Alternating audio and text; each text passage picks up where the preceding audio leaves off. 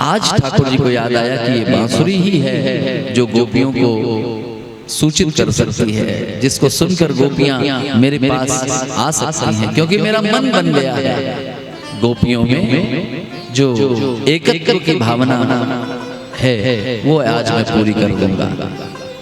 तो भगवान बांसुरी को निवेदन कर रहे हैं। आपने शायद इसके पहले अनेकों बार भागवत सुनी होगी, लेकिन ये बड़ा प्यारा सा पार्ट है, मैं आपके बीच गा रहा हूँ। शायद उम्मीद करता हूँ पहली बार सुनने जा रहे होंगे आप। बहुत प्यारा भाव है। भगवान ने कैसे गोपियों को बुलाया। लोग इतना जानते हैं कि बंसी बजा के बुलाया, सब जानते हैं। बंसी बाजी श्याम की मोहे तीनों लोग, ये तो सभी जानते हैं कि बांसुरी बजाया और गोपियां आ गई, लेकिन बजने से पहले बांसुरी से कैसी चर्चा भगवान की हुई, क्या कहा ठाकुर जी ने बांसुरी से और किस भाव से कहा, वो भाव आपको रसखान जी हुए हैं, एक बहुत अच्छे संत हुए हैं। ठाकुर जी का जाति से तो मुस्लिम है, लेकिन उन्होंने क्या भाव भरा, रसखान जी का भाव आपके बीच प्रस्तुत कर रहा हूं। बांसुरी को हाथ में ठाकुर जी लेते हैं और बांसुरी को बहुत प्यार से देखते हैं और बांसुरी को कहते हैं कि हे बांसुरी, हे सम्मोहिनी आनंदिनी उत्कर्षणी, हे बंसिका, आज तू अगर बजकर आज तक तू कृष्ण कृष्ण कहती रही, जब भी मैंने होठों पे रखा तूने हमेशा कृष्ण कृष्ण कहा, लेकिन आज तुझे कृष्ण की कसम, आज तू राधा राधा कह। मैं मानता हूं कि राधा तुम्हें सौतन मानती है, मानता हूं, क्योंकि जब जब मैंने अपने होठों से तुझे लगाया उसने तुरंत मेरे होठों से तुझे छीना। लेकिन मैं एक बात जानता हूं कि तू जितनी गंभीर है ना, जितनी धीरवान है ना, उतनी तो राधा भी धीरवान नहीं है। राधा भले ही तुम्हें जो भी मानती हो, लेकिन मैं तो तुझे राधा जैसा ही प्यार करता रहा और अब भी करता हूं। तुझे मेरी बात माननी चाहिए। आज तू पहली बार मेरे कहने से राधा कह दे।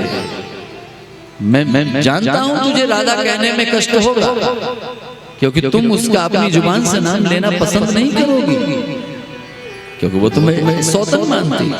लेकिन फिर प्लीज आप राधा कहो, राधे राधे करके राधा रानी को पुकारो, क्योंकि तुम्हारी सामर्थ्य से राधा आज आ सकती है। और जब तक राधा नहीं आएगी तब तक अन्य गोपियों के आने पर भी इस पवित्र लीला की पूर्णता संभव नहीं है। बांसुरी कहती है नहीं कन्हैया, मैं राधे नहीं कहूँगा। बोले नहीं, कहना पड़ेगा। क्यों क्यों कहूँ मैं राधा, क्यों मानूं मैं आपकी बात? बांसुरी ने पूछा, ऐसी क्या बात आपने हमारे साथ की है? कृष्ण से डिस्कशन चल रहा है। बोले ऐसा क्या आपने किया है जो मैं आपकी बात मान लूं? तो कन्हैया कहते हैं कि राधा बांसुरी, तुझे आज तो राधा कहना पड़ेगा, क्योंकि मैंने ठान लिया। तू पूछती है कि ऐसा क्या किया है मैंने तेरे लिए, तो सुन मेरी बात। याद कर वो पल, एक बार जंगल में तूफान आया था, गाय चराते समय शाम हो गई थी, हम घर नहीं लौट पाए। उस समय तूने कहा कि कन्हैया, न जाने क्यों मुझे नींद आ रही है।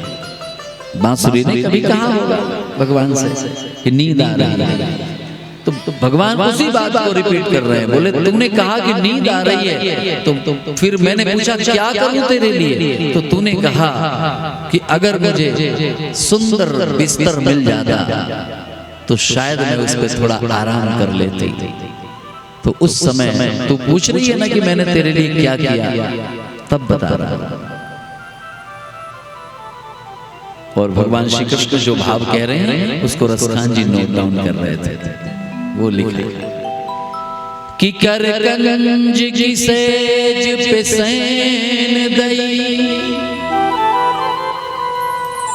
एक एक शब्द समझिएगा तब आपको खूब आनंद आएगा।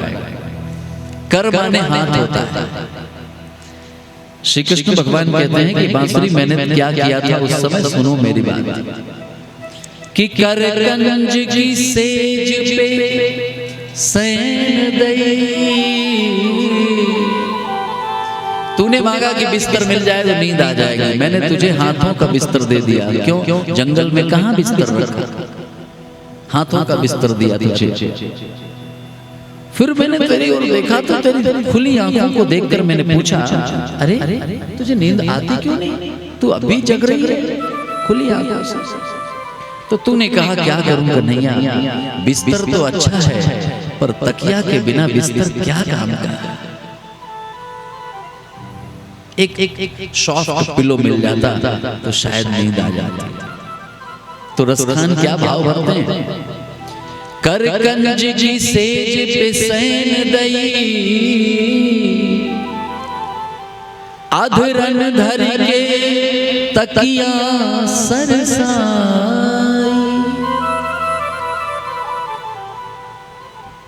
तूने बांसुरी कहा कि तकिया मिल जाती तो नींद आ जाती, तो मैं जंगल में दूसरी कौन सी तकिया लाके देता।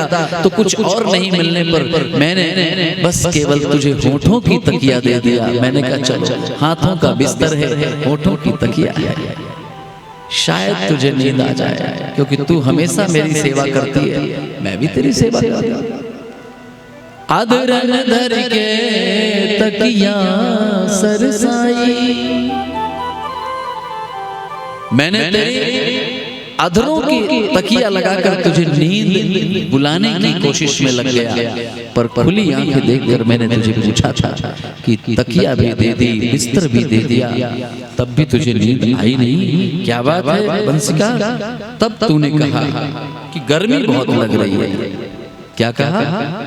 गर्मी बहुत लग रही है, बिस्तर अच्छा है, तकिया अच्छी है, नो डाउट बड़ी सॉफ्ट है। होठों की तकिया, अब इससे सॉफ्ट और क्या हो सकता है? सोचो आप, केवल भाव को समझिएगा तब आनंद आता है। ये क्या गजब की भावना। हाथों का बिस्तर दिया, होठों की तकिया दिया, तो भी तुझे नींद नहीं आ रही। मैंने पूछा था कि तुझे नींद क्यों नहीं आ रही, तब तूने जवाब दिया गर्मी बहुत लग रही है। तो अब इसका मतलब तो यही है कि किसी भी माध्यम से तुझे पंखा किया जाना चाहिए, तभी तो नींद आएगी।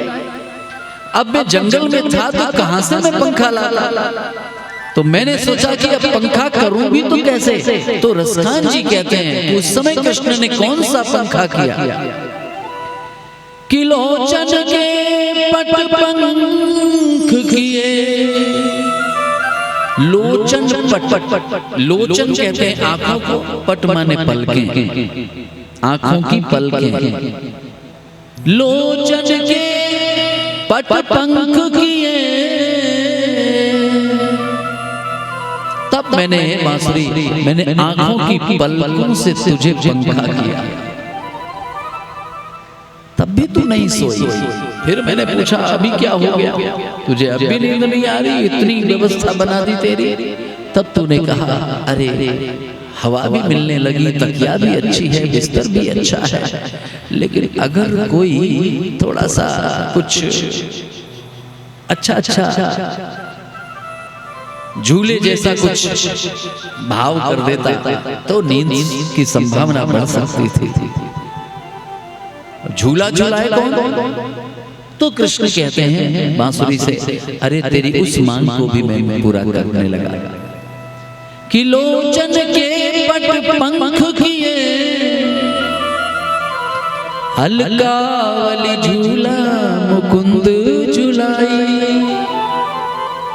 मैंने गर्दन हिला हिला करके तुझे झुलाना शुरू किया, फिर भी तू खुली आंखों से मेरी ओर देखती रही, तुझे नहीं आई। फिर मैंने पूछ लिया कि इतनी परिश्रम के बाद भी नींद तुझे क्यों नहीं आ रही?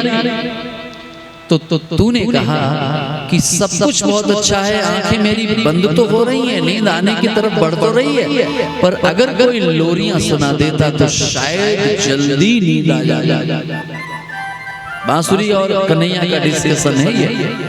तो बोले बांसुरी से भगवान कहते हैं कि अब मैं लोरी तो मुझे आती नहीं थी, क्योंकि जब मुझे नींद नहीं आती थी तब यशोदा लोरी सुनाती थी, और अब तू कह रही है कि लोरी सुनाता तो नींद आ जाती। अब चल तू कह रही है तो जैसी तैसी आती है सुना देता।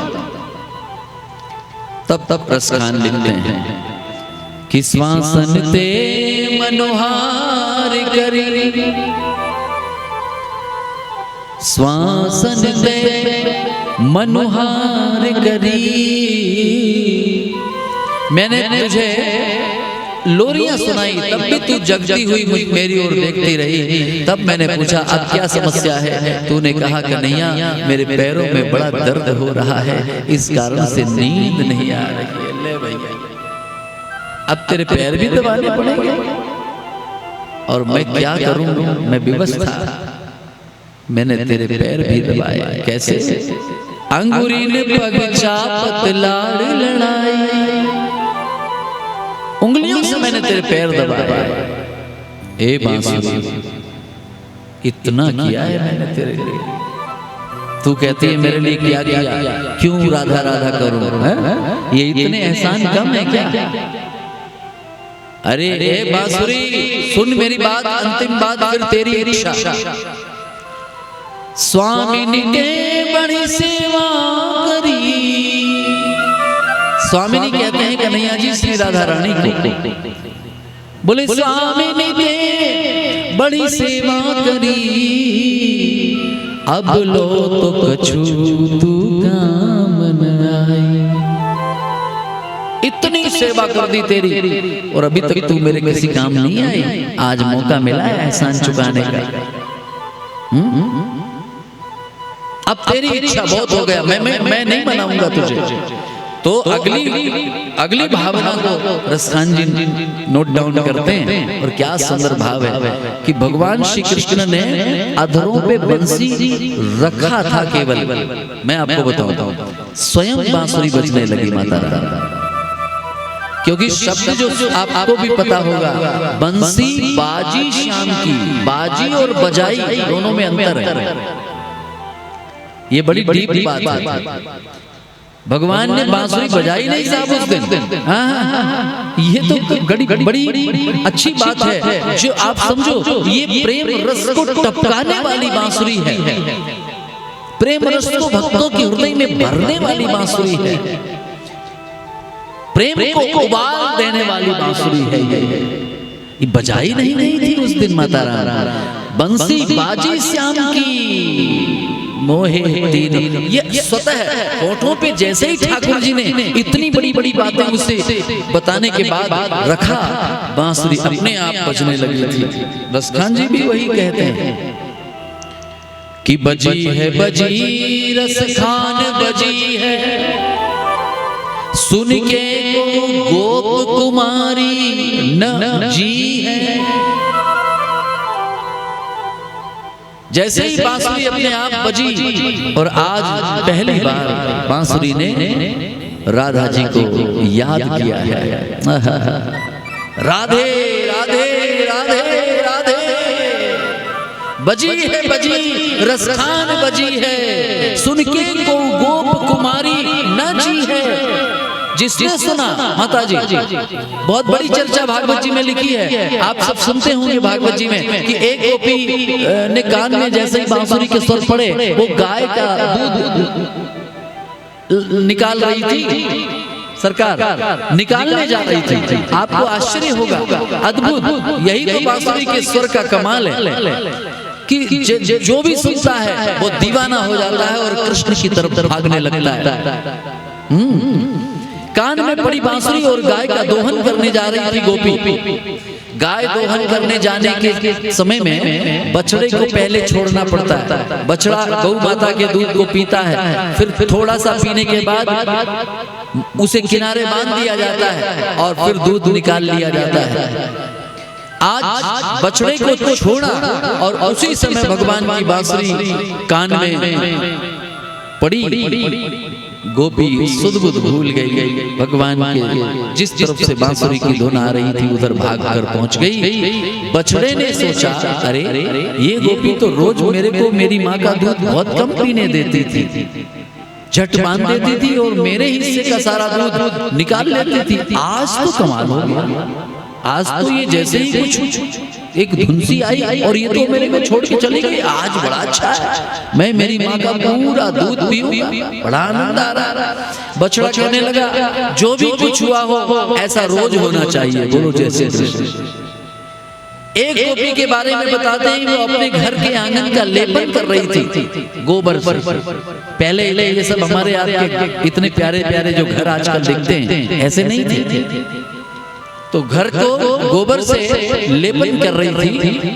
लेपन करते समय माता जी आप जानती होंगी, जो बूढ़ी बूढ़ी माताएं बैठी हैं उन्होंने शायद गोबर से लेप लिया हो, तो भाई साहब उसमें एक हाथ में जलपात्र रखना पड़ता है और दूसरे हाथ से बराबर एक लेपन प्रक्रिया चालू रखनी पड़ती है ना। तो अब आजकल वो लेपन प्रक्रिया रही नहीं, पोछा भी नौकर लगाते हैं, इसीलिए जरूरत से ज्यादा मोटापा आ जाता है, कुछ करते बनता नहीं, सब बेकार बात हो गई। नहीं तो पहले के समय में जो कथाएं आती भागवत जी में वो तो बड़ा पुराना सब। अभी आजकल जैसे हम सब लोग बैठ के कथा सुनाते हैं ना, ऐसे पहले वक्ता नहीं कथा करते थे। पहले सुखदेव जी जैसे वक्ता, बहुत अद्भुत वक्ता, सूत जी जैसे वक्ता। आजकल तो हम लोग कोई वक्ता थोड़ी, हम लोग तो सिर्फ बस ऐसे ही जैसे श्रोता वैसे वक्ता हो गए। फिर भी हमारी कोशिश ये रहती है, हम तो बहुत कम भजन गाते हैं, बहुत कम हम कोई किस्से कहानी नहीं सुनाते, ये हमारी आदत में है। गुरुदेव भगवान ने हमें शिक्षा दी है, क्योंकि ये इतना पर्याप्त है, इतना ज्यादा मटेरियल है जिसे ही 7 दिन में पूरा हम आपको परोस नहीं पाते।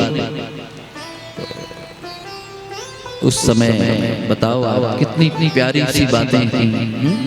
लेपन करते समय एक हाथ में गोबर में चल रहा है, दूसरे में जल है, क्योंकि चलते चलते थोड़ी थिकनेस आ जाती है उसमें, तो उसे और थोड़ा डाइल्यूट करना होता है। तो इसलिए ऐसे मुझे बहुत एक्सपीरियंस है, मैंने बचपन में ये सब मंदिर में किया इसके लिए।